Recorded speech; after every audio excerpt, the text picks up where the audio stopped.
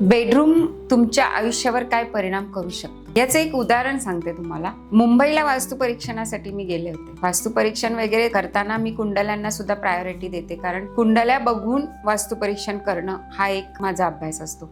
कुंडल्या बघता बघता त्या घरात बसल्यानंतर जी चर्चा चालली होती, घरामध्ये समोर मी सगळीकडे नजर टाकत होते, वास्तू परीक्षण चालूच होतं, पण तेवढ्यात ती घरातली जी स्त्री होती, आता हे जे कुटुंब होतं हे गुजराती कुटुंब होतं, त्यामुळे जनरली गुजराती कुटुंब एकत्र असतात, सासू सासरे जावा असतात अशा। त्यातली ती जी एक बाई होती ती मला सांगायला लागली की मेरे पती जल्दी ना घर आते नहीं, 2-2 दिन बाहेर रहते।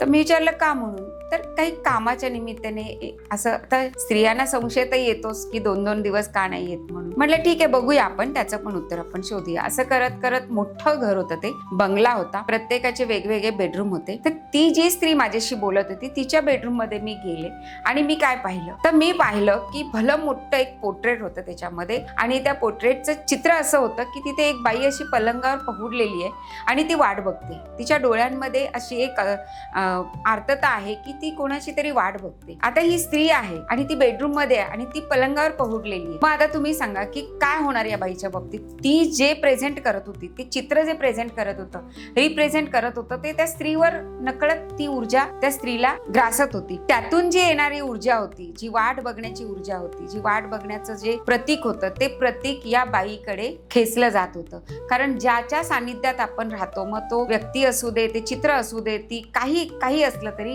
ते सानिध्य जे असतं, ते सानिध्य आपल्यावर परिणाम करत असतो। आणि तेव्हा तिला विचारले की हे पोर्ट्रेट इथे का लावलं, तर म्हणे आम्हाला प्रेझेंट मिळालं, कोणी दिलं वगैरे। मग मी काय करू, काढून ठेवू का, कोणाला देऊ का? म्हटलं कोणालाही देऊ नको, कोणाच्याही दुसऱ्याच्या आयुष्यात ही घटना येऊ देऊ नको। तू हे पोर्ट्रेट काढून फेकून दे किंवा त्याला काय करायचं ते कर, पण हे चित्र, हे जे पोर्ट्रेट आहे, तू बेडरूम मध्ये कधीही लावू नकोस। आणि अर्थात आता ज्या रेमेडीज दिलेल्या असतात ते सगळे लोक करतातच। 2-3 महिन्यानंतर परत थोड्या प्रकारे आमचं त्यांच्याशी बातचीत चाललेली असते। प्रत्येक क्लायंट बरोबर एकदा गेलं की आमचं संपत नाही नातं, तर पुढे त्यांची प्रगती कशी होते याच्यासाठी 2-3 वेळा आम्ही त्यांची विचारणा करतो। तेव्हा कळलं की अचानक त्यांचा बिझनेस असा झाला की जो लांब जायचा होता तो त्या शहरात एक्सपांड झाला आणि तो त्याच्या भावाकडे दिला गेला आणि याला त्या शहरातच तो बिझनेस चालवायला दिला। त्यामुळे जो बाहेरगावी जायचा जो प्रसंग होता तो या स्त्रीच्या पतीवर आता येत नव्हता आणि तो कायम आता रात्रीचा बेडरूम मध्ये झोपण्यासाठी येत होता।